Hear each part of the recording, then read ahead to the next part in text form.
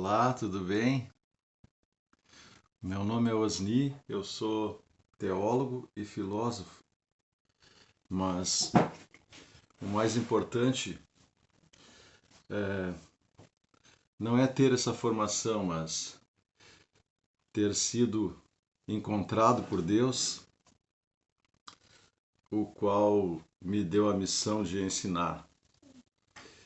Esse é o primeiro vídeo que eu estou fazendo, né? Então ainda não estou muito acostumado, mas eu quero compartilhar com você aquelas coisas que eu tenho meditado diariamente na Bíblia.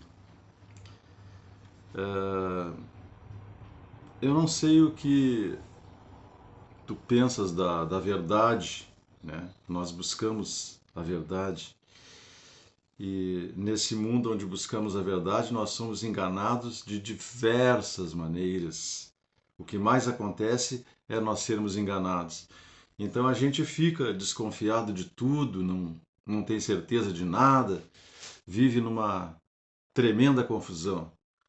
No passado eu também vivia assim. Eu tinha várias perguntas sobre qual é o sentido da vida, de onde eu vim, para onde eu vou, o que é a verdade. Todas essas coisas me incomodavam.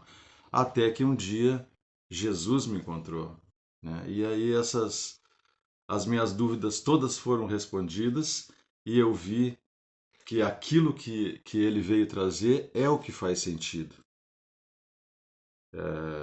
Muitas vezes estamos fechados para supostas verdades religiosas, né?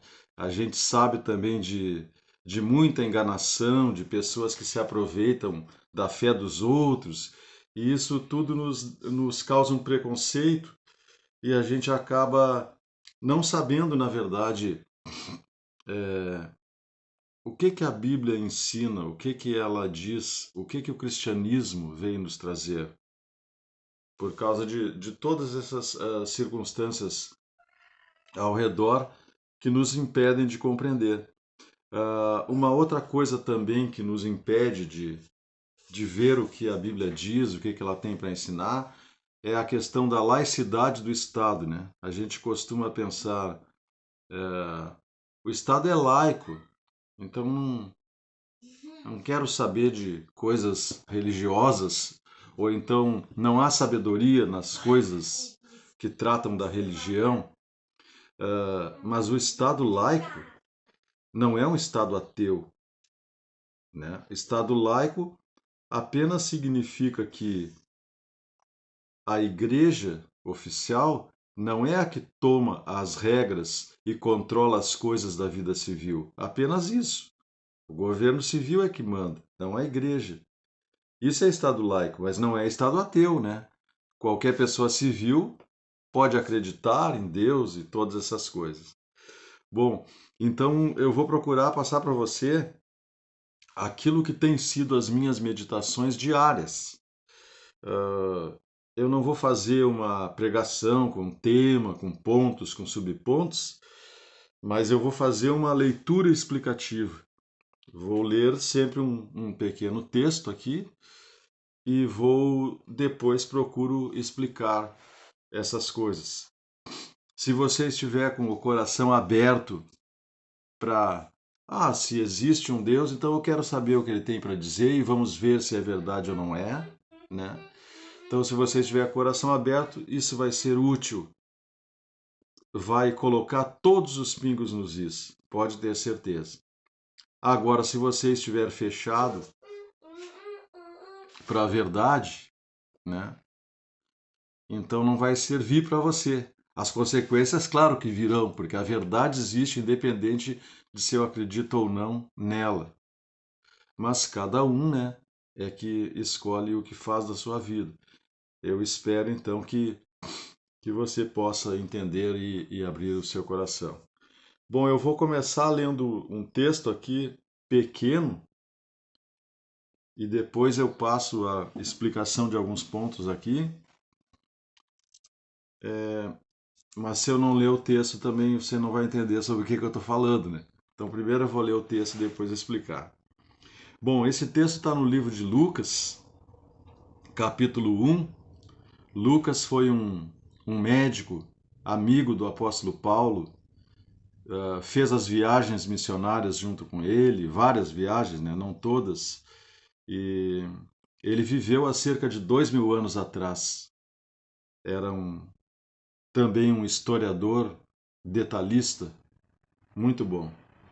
Então vamos lá, ele começa escrevendo para Teófilo, dizendo assim, ó, visto que muitos houve que empreenderam uma narração coordenada dos fatos que entre nós se realizaram, conforme nos transmitiram os que desde o princípio foram deles testemunhas oculares e ministros da palavra, igualmente a mim me pareceu bem, depois de acurada investigação, de tudo desde sua origem, dar-te por escrito, excelentíssimo Teófilo, uma exposição em ordem, para que tenhas plena certeza das verdades em que foste instruído.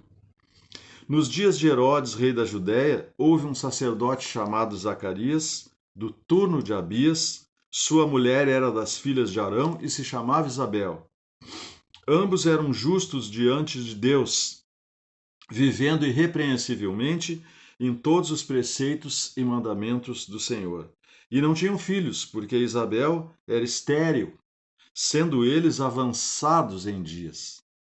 Ora, aconteceu que, exercendo ele diante de Deus o sacerdócio na ordem do seu turno, coube-lhe por sorte, segundo o costume sacerdotal, entrar no santuário do Senhor para queimar o incenso.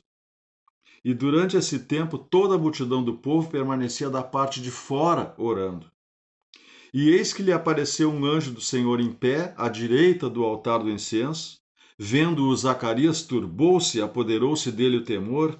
Disse-lhe, porém, o anjo, Zacarias, não temas, porque a tua oração foi ouvida. Isabel, tua mulher, te dará à luz um filho, a quem darás o nome de João. Em ti haverá prazer e alegria, e muitos se regozijarão com o seu nascimento. Pois ele será grande diante do Senhor, não beberá vinho, nem bebida forte, e será cheio do Espírito Santo já do ventre materno. E converterá muitos dos filhos de Israel ao Senhor, seu Deus. E irá diante do Senhor no espírito e poder de Elias, para converter o coração dos pais aos filhos, converter os desobedientes à prudência dos justos e habilitar para o Senhor um povo preparado. Então perguntou Zacarias ao anjo: como saberei isto? Pois eu sou velho, minha mulher avançada em dias. Respondeu-lhe o anjo: eu sou Gabriel, que assisto diante de Deus, e fui enviado para falar-te e trazer-te estas boas novas. Todavia ficarás mudo, e não poderás falar até o dia em que estas coisas venham a realizar-se, porquanto não acreditastes nas minhas palavras, as quais a seu tempo se cumprirão. O povo estava esperando a Zacarias e admirava-se de que tanto se demorasse no santuário. Mas saindo ele, não lhes podia falar, e então entenderam que tiveram uma visão no santuário. E expressava-se por acenos e permanecia mudo. Sucedeu que, terminados os dias de seu ministério, voltou para casa. Então eu li aqui Lucas, o Evangelho de Lucas, capítulo 1, versículos 1 a 23. Então vamos refletir em alguns versículos daqui que tem um ensino para nós, alguma coisa importante ao qual Deus colocou aqui. Vejam aqui que no princípio Lucas está dizendo que muitos fizeram uma narração coordenada dos fatos, ou seja, os fatos a respeito da vida de Jesus, né? Existem os evangelhos também de Mateus, de João e de Marcos, mas provavelmente existiram também muitos outros que não chegaram até nós, né? Então ele diz que muitos escreveram uma narração coordenada daquilo que eles viveram, testificaram, olharam, vivenciaram, né? E foram transmitindo aqueles fatos que eles presenciaram.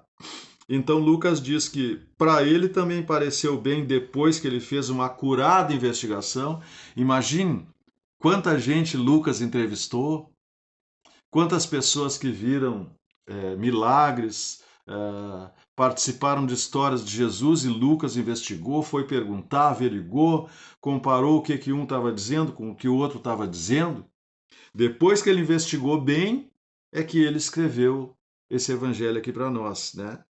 Então ele disse que depois que eu investiguei, eu coloquei por escrito, ó Teófilo, que é a pessoa para quem ele escreveu, uma exposição em ordem. Então ele pesquisou e escreveu para alguém: olha, estou mandando para ti tudo que eu investiguei, que eu pesquisei.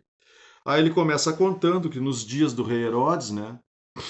Aqui devia ser Herodes o Grande, né? Porque rei da Judéia, teve outros Herodes descendentes desse que governaram outras partes da terra, lá dos judeus, mas o Herodes o Grande governava sobre toda a Judéia. Então, nos dias de esse Herodes, vejam que ele diz exatamente a época, né? Era um ótimo historiador. Houve um sacerdote, né? Os judeus tinham sacerdotes que representavam é, os homens perante Deus. Houve um sacerdote chamado Zacarias, do turno de Abias, deu o nome da esposa dele, né? Ela era descendente de Arão e se chamava Isabel. Aqui diz que ambos eram justos diante de Deus. É, não existe ninguém justo. Todos pecaram e carecem da glória de Deus. Vou abrir um parêntese aqui, em que sentido eles eram justos, né?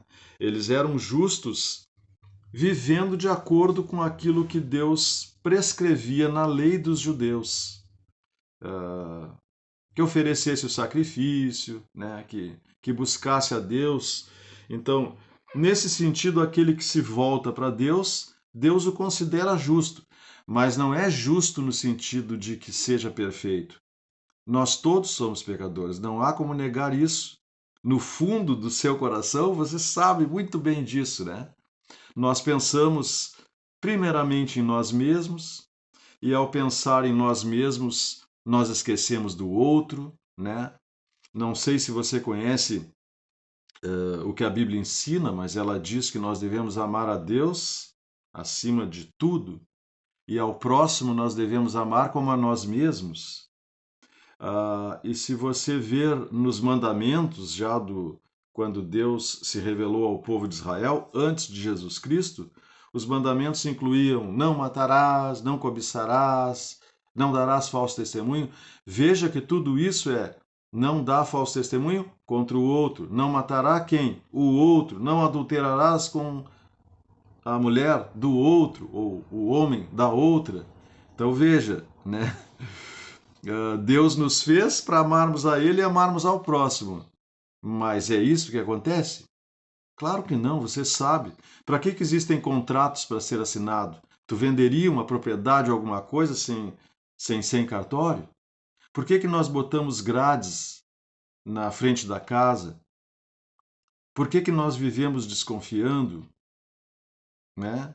Por que os políticos vivem nos enganando?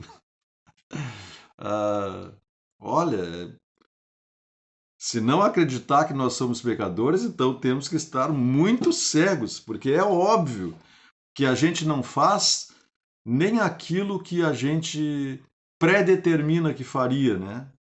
O filósofo Immanuel Kant, ele disse que a gente precisa ser lei para si mesmo, né?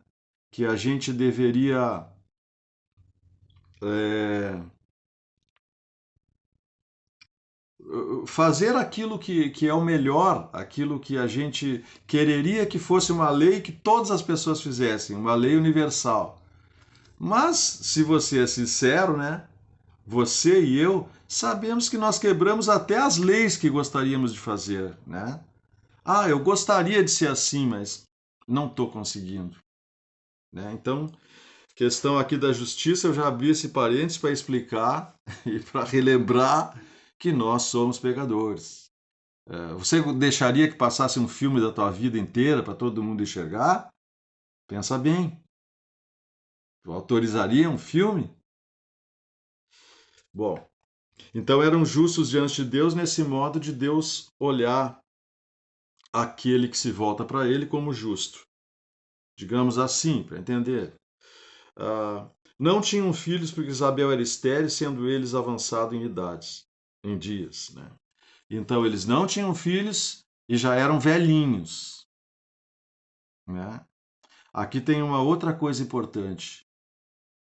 Deus, ele faz as coisas, as obras dele, de onde ninguém espera nada, de onde todo mundo acharia, daí não vai sair nada. Aí é que ele age. Tem um outro texto na palavra que diz que ele usa as coisas fracas e as que não são para confundir as que são. Essa é uma impressão digital de Deus. O modo dele agir é quando a gente não espera, ele nos surpreende, ele faz uma coisa fora do que a gente consideraria o normal, o que segue o curso natural das coisas. Aqui ele vai fazer com que esses dois velhinhos tenham um filho quando não dava mais. Vejam só, ele age, faz algo grande, porque quem nasceu foi João, o grande João Batista, de onde ninguém esperava que nascesse, né? Então essa é uma característica de Deus. Ele faz coisas impressionantes que a gente não espera. Até porque é Deus, ele pode fazer, tem todo o poder, né? Então ele foi exercer o sacerdócio naquele dia lá, entrou no santuário, né? A multidão do povo ficou lá fora. E aí aparece um anjo e diz assim para ele. Ele ficou com muito medo, né? Disse-lhe, porém, o anjo: Zacarias, não temas, porque a tua oração foi ouvida. Isabel, tua mulher, te dará à luz um filho, a quem darás o nome de João. Por quantos anos esse homem deve ter pedido a Deus? Eu quero um filho. Puxa, minha mulher é estéril. Senhor, me dá um filho. Imagine por quantos anos ele deve ter pedido isso, porque ele estava um velhinho agora. Ele deve ter se casado jovem. E nunca aconteceu até esse dia. Aqui também tem uma lição para você. Quem sabe você tem pedido alguma coisa a Deus durante bastante tempo e ainda não aconteceu. Mas pode acontecer, né? Porque Deus tem os seus planos. Ele esperou todo esse tempo para dar para Zacarias e Isabel uma criança especial, o precursor de Jesus Cristo. Vocês imaginam isso? E o tempo que ele deve ter esperado. Mas a oração foi respondida no tempo certo, né?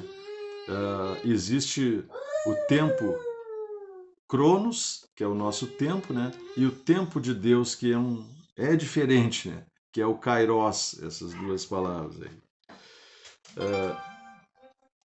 Aí o anjo disse para ele: Em ti haverá prazer e alegria, e muitos se alegrarão com o nascimento dele. Ele será grande diante do Senhor, não beberá vinho nem bebida forte, será cheio do Espírito Santo já do ventre materno, e converterá muitos dos filhos de Israel ao Senhor seu Deus. Olha que maravilha, né?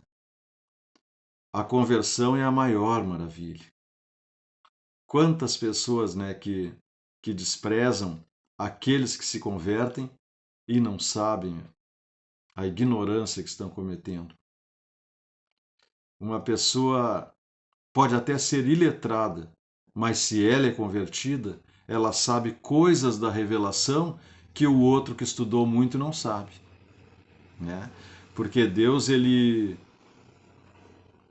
exalta o humilde e abate o exaltado. Essa é outra característica de Deus.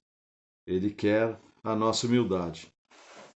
Então, ainda sobre João Batista, ele irá diante do Senhor no espírito e poder de Elias, para converter o coração dos pais aos filhos, converter os desobedientes à prudência dos justos e habilitar para o Senhor um povo preparado. Então, esse João Batista, que iria agora nascer, ele converteria tanto pais quanto filhos em Israel, porque aqueles que ouvissem o que ele tinha a dizer se converteriam, se batizariam, né?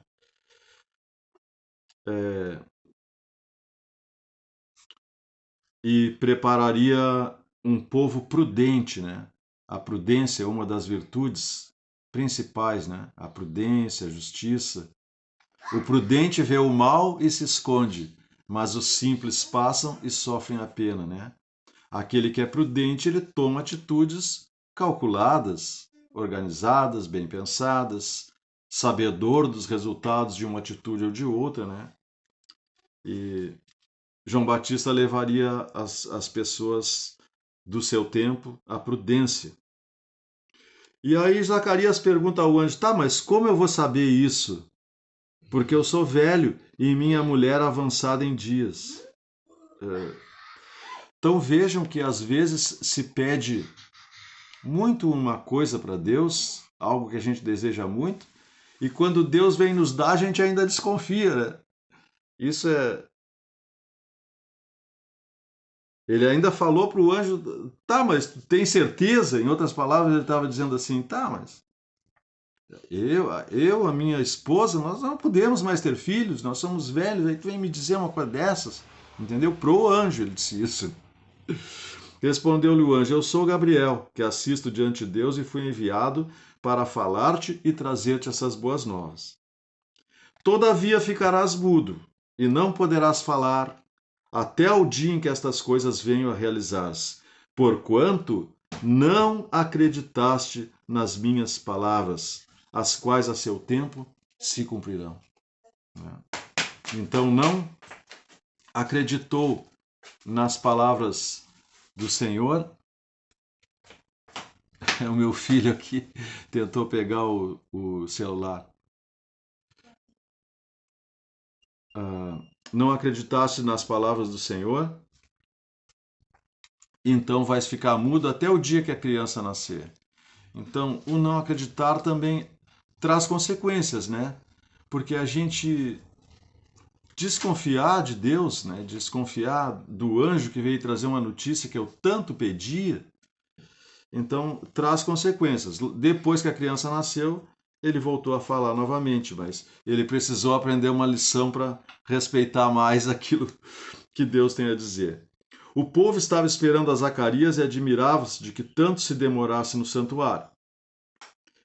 Mas saindo ele, não lhes podia falar. Então entenderam que tivera uma visão no santuário. E expressava-se por acenos e permanecia mudo, não conseguia dizer. Sucedeu que, terminados os dias de seu ministério, voltou para casa. Bom, então hoje nós vamos parar por aqui. No próximo vídeo que eu fizer, nós vamos continuar exatamente no versículo 24, que conta da felicidade de Isabel, da predição do nascimento de Jesus, e vamos continuar a história aqui. Por enquanto, nós vamos parar nesse versículo 23, que é o último. Eu desejo que tenha sido proveitoso para a tua vida, tá bom? Até o próximo vídeo.